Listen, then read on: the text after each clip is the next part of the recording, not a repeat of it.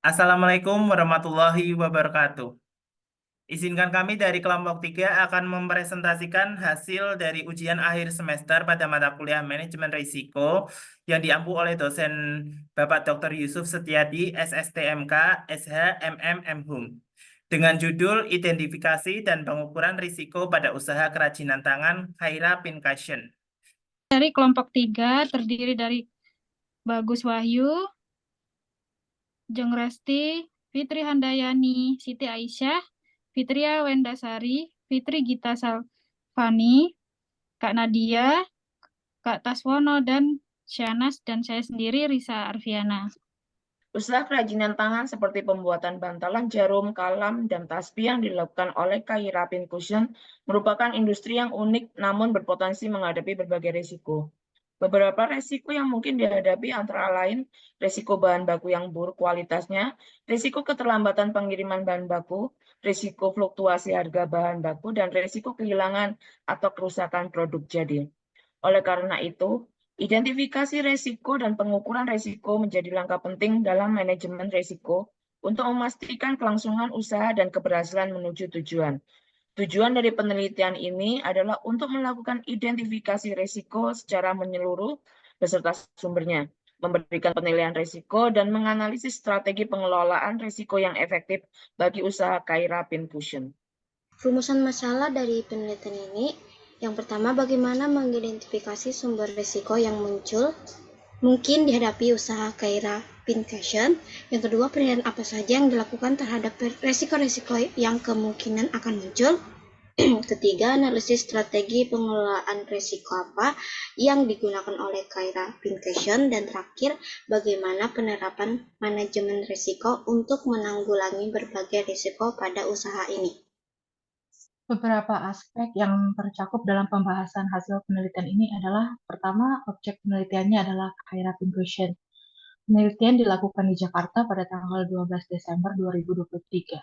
Penelitian ini dilakukan untuk mengidentifikasi dan mengukur risiko yang mungkin dihadapi oleh Khaira Pincushion dalam menjalankan usahanya. Kemudian akan dijelaskan mengenai pentingnya memulai usaha dengan melakukan riset pasar yang mendalam dan merancang strategi pemasaran yang tepat.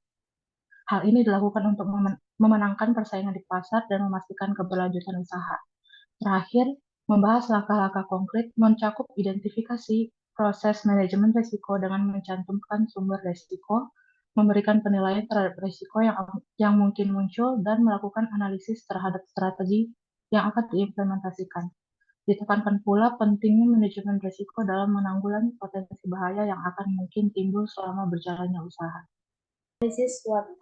Strange, produk yang unik dan berbeda dari produk jenis di pasaran. Dapat menarik pelanggan yang menyukai kerajinan tangan dan produk handmade. Dapat menawarkan produk dengan harga yang lebih terjangkau dibandingkan dengan produk sejenis di pasaran. Weakness, memerlukan waktu dan keterampilan yang cukup untuk membuat produk yang berkualitas. Memerlukan modal awal untuk membeli bahan-bahan dan peralatan yang diperlukan. Persaingan yang ketat dengan produk sejenis di pasaran. Opportunities, pasar yang besar untuk produk kerajinan tangan dan handmade, dapat memasarkan produk secara online melalui platform e-commerce, dapat memperluas produk dengan menambahkan variasi produk yang berbeda. Risks, persaingan yang ketat dengan produk sejenis di pasaran, perubahan harga bahan baku yang dapat mempengaruhi harga jual produk. Analisis 4P. Yang pertama yaitu produk. Dengan menawarkan produk kerajinan tangan bantalan jarum, pin, kalam, dan tasbih yang unik dan berbeda dari produk sejenis di pasaran.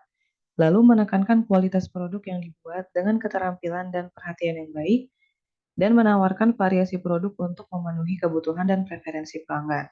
Yang kedua yaitu price, menawarkan harga yang terjangkau dan kompetitif dibandingkan dengan produk sejenis di pasaran, dan menyediakan informasi yang jelas tentang harga produk dan bahan-bahan yang digunakan.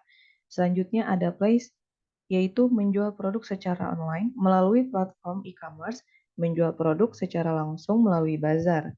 Terakhir ada promotion, yaitu mempromosikan produk melalui media sosial dan website, menawarkan diskon atau promo khusus untuk menarik perhatian pelanggan, dan menunjukkan proses pembuatan produk melalui video atau foto untuk menarik minat pelanggan. Analisis resiko dari usaha ini terdapat 5 poin. Yang pertama itu adalah poin 1, tidak berpengaruh, tidak menghambat kegiatan usaha. Yang kedua, kriterianya kecil dengan keterangan kegiatan usaha sedikit terhambat. Kemudian yang ketiga, kriterianya sedang, adanya gangguan pada proses produksi sehingga sebagian kegiatan menjadi terhambat. Yang keempat adalah kriterianya besar, hampir seluruh kegiatan usaha terhambat. Dan yang terakhir dengan poin 5, kriterianya sangat besar, keterangannya kegiatan usaha terhenti karena usaha mengalami gangguan. Dari usaha ini kami bagi menjadi 3 kemungkinan resikonya. Yang pertama itu adalah persaingan pasar yang ketat dengan memiliki impact yang bernilai tinggi, yaitu 5. Kemudian perubahan tren dan permintaan pasar dengan level resiko juga tinggi, yaitu 5. Dan bahan baku yang sulit didapatkan dengan resiko lebih rendah, yaitu berimpaknya hanya 1 saja. Penanganan resikonya. Kemungkinan resiko yang pertama yaitu persaingan pasar yang ketat. Resiko levelnya itu tinggi.